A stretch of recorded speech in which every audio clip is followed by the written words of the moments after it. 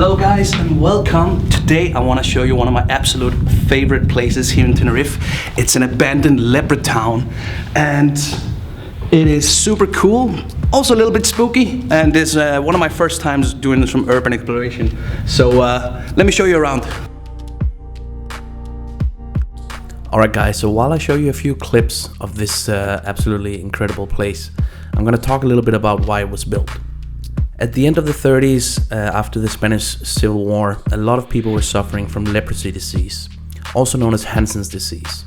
Basically, this disease is caused by bacteria that will attack the tissue of the human body and especially the nerve ends. This would lead to the skin getting bumps and bruises and blisters.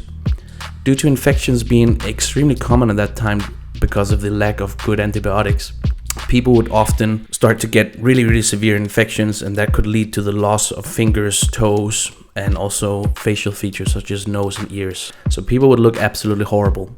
One of the horrible things about this disease is that it's spread through human contact. So basically, if you have too much contact, and especially with the liquid from one of the wounds of another person infected with leprosy disease, the disease could jump to a new host. That meant that Spain had to come up with some kind of solution to isolate the people with leprosy disease from the main population. And in 1942, they started construction of this complex. The complex was supposed to keep men and women separated in different areas. It would have its own church, own hospital, and crematorium to keep the leprosy diseased far away from the main population. The whole story about leprosy disease and so on gives this place a nice background story. But the thing is that the place never even received its first patient because the disease, or the cure for the disease, was actually invented before this place was even finished. So nobody died here, no sick patients. So I don't think it's really haunted. It's haunted by pigeons, that's for sure. You see here on the ground all these small pellets. So basically people are playing airsoft games out here, which I guess the location is quite good for. And it does give the walls a bit of texture, which, I don't know. I think it's okay. It's not an old historical building. Also people are using it for making the graffiti. And I'd say some of it is quite nice. Some of it is a little bit like they didn't really know what they were trying to do. One of the ways to ensure that nobody would enter the camp unknowingly was to make a really large crucifix on top of the church. That way it could be seen from the main road and people knew to stay away. I hope you can hear me here, but as you may be able to see, on this side construction was not really finished, at least not as far as on the other side over here, where you actually have the stairs to get in. Also, the buildings had never received the outside polish, and if you go inside, there's only dirt floors, not really any proper tile floor. So we'll go into one of these abandoned housing areas for the leprosy diseased. Just now the stairs are quite nice, made of rocks, and then they have these tiles absolutely everywhere. As you see, long, eerie hallways. Now the general feeling of walking in here is kind of creepy, and especially because the pigeons, they might surprise you by suddenly flying out of a room you're about to enter. There's also a lot of dead pigeons here, so if the place is haunted, it's gonna be by pigeons only.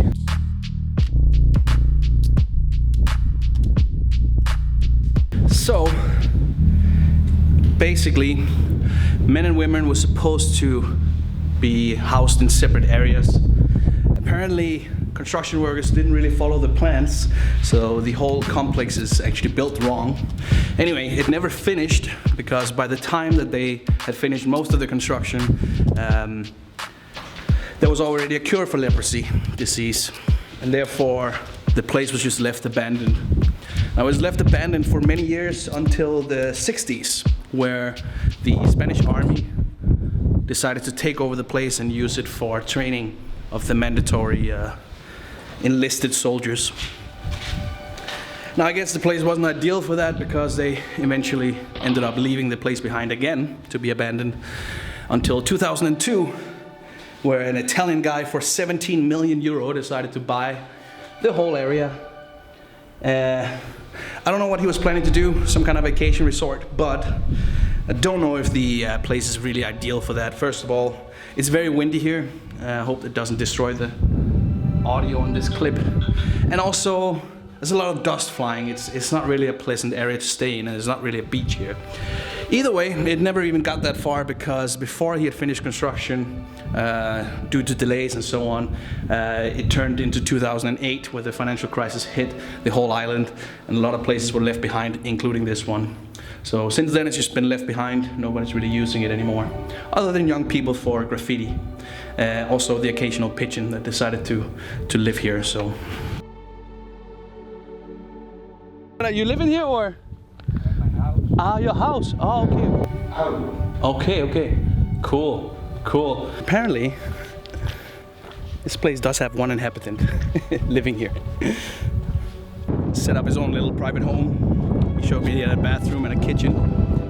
I guess it's a nice quiet life, but I don't know if I would live here, to be honest. Alright, so now I'm just going up to what I guess must have been the administration building. Otherwise, the administration building might have been the one over there where the guy now lives and administers the place, I guess. So, this is basically it. Quite a cool building. Now the barbed wire around the edges is not so inspiring for going in there. I guess the whole construction might collapse eventually, but it does look like some people, and including pigeons, have been living here. So a lot of these places really smell horrible because, you know, just like pigeons, people need to, I guess, use the bathroom once in a while, and when there is none, they'll find a place. One of the things I really hate about this place is how much trash is just left. Not very nice, people. But anyway, I'm gonna take it to one last building up there, and then I'm gonna head home. Let me tell you guys, it's not that easy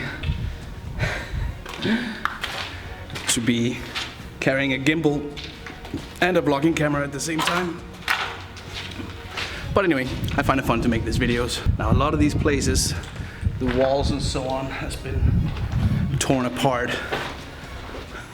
I don't know what that does to the entire construction with the roof and so on, but I guess it will be all right. Anyway, I am gonna jump back to my car and then get the hell out of here. But as I said, for sure one of my favorite places here in Tenerife. I hope you like these kind of urban exploration videos. I'm planning to do a lot more of them in the future, and especially telling you a bit about the places and so on. I have planned to go to somewhere really, really special that I've been wanting to do for many years, but a recent TV show has made me even more determined to go there. So if you can guess where the place is, leave it down in the comments and subscribe if you want to see that. I'm planning to go there in about 2 months.